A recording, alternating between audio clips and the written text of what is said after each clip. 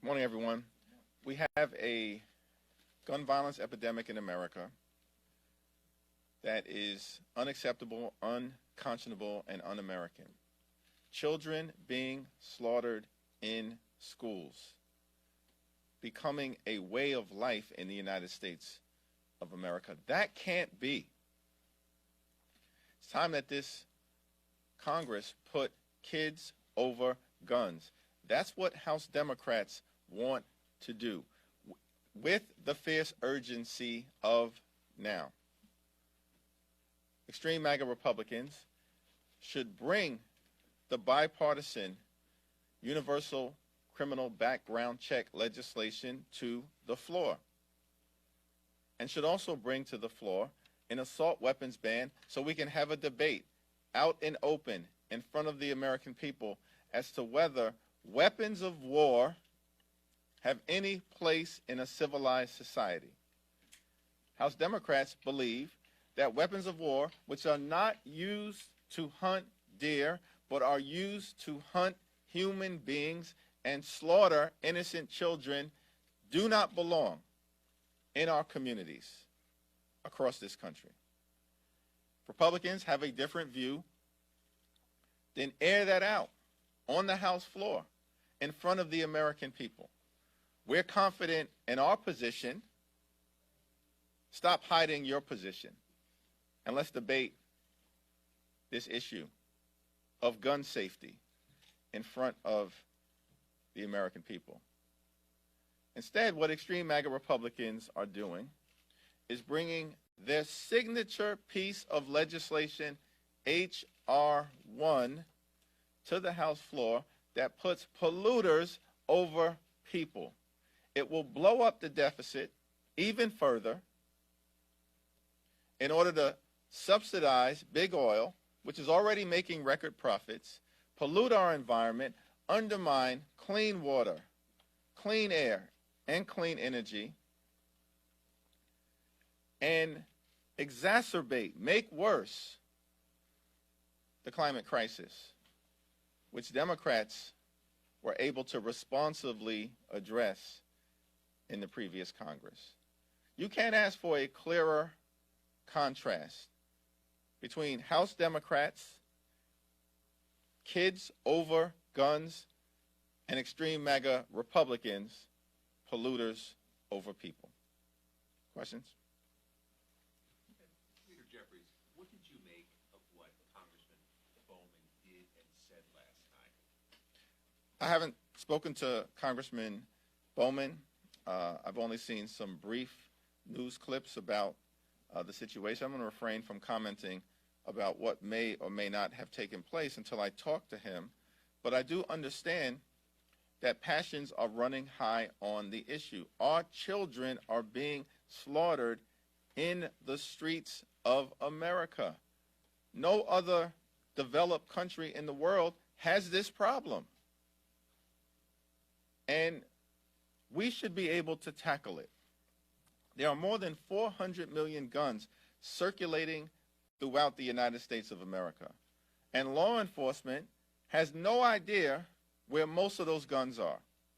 Many of them fall into the hands of criminals or individuals unfit to carry weapons of war, and as a result, carnage occurs. We need to do something about this problem. And so passions may be running high here in the Congress. Passions are definitively running high throughout the United States of America. And at the end of the day, the framers of the Constitution said that the House should be the institution that reflects the passions of the people. And if in fact that's the case, Congress should act on common sense gun safety reform. Considered a discharge position? Have you prepared one to get this on the floor? We're in conversation with all of the stakeholders to figure out the best way to proceed. At this moment, what should happen is that the extreme MAGA Republicans should put common sense gun safety legislation on the floor for an up or down vote. The children of America deserve no less. Mr. Jeffries, thank you. Good morning. You talked about the energy bill here. I noticed there's a least 2 Democrats, and I've been told as high as 6, who might vote for this. I mean, obviously, if you had unanimity on your side, you might be able to kill this, but that doesn't seem to be the case. There must be some merit that those other Democrats see in this piece of legislation, despite your fervent opposition. We'll see what ultimately happens in terms of the House floor, and every member who either votes for or against a bill that, in my view, puts polluters over people will articulate their perspective to the constituents that they represent back home. For the second time, the White House has reversed its position on a Republican disapproval after House Democrats duly voted against it. Do you trust the White House?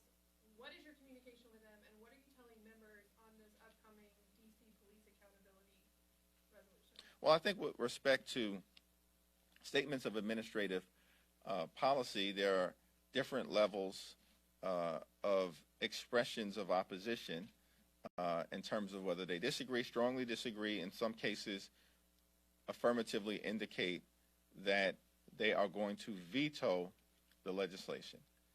And to the extent that the White House has indicated that they are going to veto legislation, the White House has kept its word. And as far as I'm concerned, that is the most important marker of communication. Leader Jeffries, you have an open dialogue with Speaker McCarthy. What have your conversations been like when it comes to the gun issue? We haven't had a conversation in the last day or two about gun safety reform measures, but we will, and we will soon. Thanks.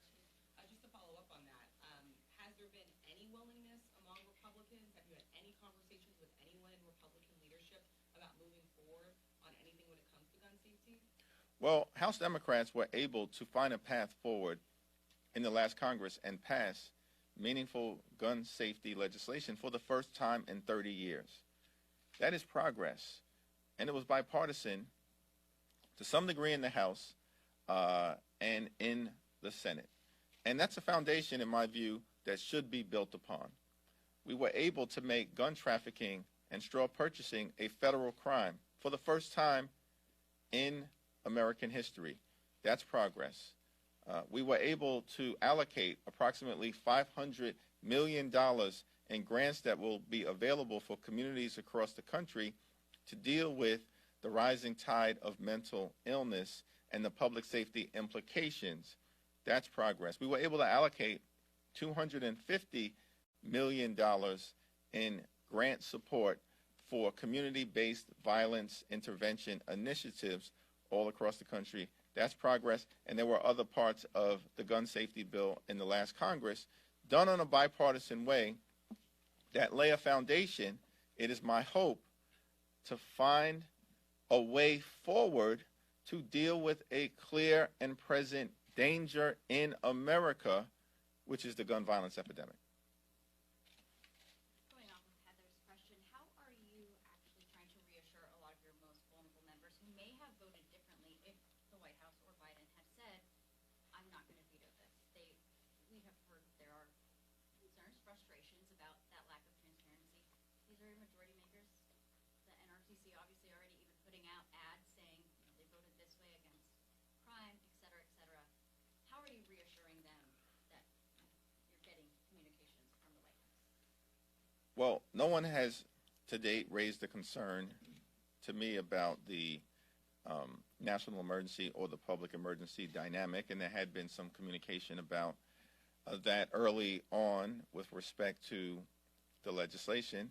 In terms of what ultimately will occur moving forward, particularly around the common sense District of Columbia police reform measures, it's my hope and expectation that the White House will be crystal clear well in advance of that legislation hitting the floor as to their perspective. Go back to this side, yeah. Will you make a formal request to the White House for that, or you just putting that in the public domain? Will you have conversations with the White House about making it crystal clear what their position is going to be on this crime? Yeah, there are ongoing conversations to that effect, led in part by the Congressional Black Caucus, and I assume that there will be continuing conversations, as there regularly are, between the whip operation and the White House well in advance of the D.C. police reform bill coming to the House floor. You say you need to do something on gun reform. If you couldn't do an assault weapons ban and you couldn't do some type of a universal background check, would enhancing red flag laws be something as opposed to nothing? What would be something if you felt like you couldn't get the bigger items? Well, we should take a look at the items that were in the House-passed bill on gun safety in the last Congress and see what didn't make it in to the ultimate legislation agreed upon by the United States Senate. And there are a variety of items that fall into that category, including red flag, extreme risk protection orders that can help identify individuals who are potentially on the verge of doing something harmful to the American people while possessing weapons at the same time. Universal criminal background check legislation has the support of more than 90% of the American people. The overwhelming majority of Republicans support it throughout the country. A majority of NRA members support universal criminal background check legislation. And so why are House Republicans, extreme MAGA Republicans, standing in the way? That's the question that all of my colleagues on the other side of the aisle should answer day after day after day until Congress acts to stop the carnage, stop the killing, stop the slaughter of children and innocent Americans. Foreign Affairs Chair McCall has said that he wants to do a repeal and replace of the 2002 AUMF. Do you agree with that sentiment? Are you open to that? Well, top Democrat on the Foreign Affairs Committee, Greg Meeks, is going to take the lead in that area, so I'll defer to him in terms of what is the right approach to take working with the Senate and the administration. Go back to this side, yeah. When do you think it would be appropriate to move forward with the discharge position regarding gun safety legislation? Well, we haven't made any decisions one way or the other with respect to a particular legislative approach, but we are going to continue to make it clear that Congress must act. Extreme MAGA Republicans should either join House Democrats in confronting the gun violence epidemic in America or get out of the way. It's that simple. The American people are demanding action. The children of this country are demanding action. Our classrooms have become killing fields. Is that acceptable in America? Is that how we want to raise our children? No, we should be putting kids over guns and act with the fierce urgency of now. And my Republican colleagues need to step forward or step out of the way. Last question. On H.R. 1, the Senate's not going to take it up most likely, but there are some bipartisan provisions like permitting that's been discussed between Democrats and Republicans. There's been some discussion among Republicans about including permitting in some must-pass legislation like debt ceiling or government funding. Is that an appropriate place to put it, and is that something that you would be willing to entertain later this year? Well, there are a variety of different conversations going on the House Democratic side of the aisle around permitting reform and trying to figure out how to facilitate clean energy projects moving forward, emerging out of the tremendous opportunities that we have connected to the Inflation Reduction Act. The Progressive Caucus has a task force and an effort that is underway. There are new Dems, such as Scott Peters, involved in an effort. It's my expectation that all of us as a family, House Democrats, will come together upon our return and start to figure out where can we find the common ground in order to both affirm our values in addressing the climate crisis, but facilitating the growth and development of clean energy projects throughout America. Thank you.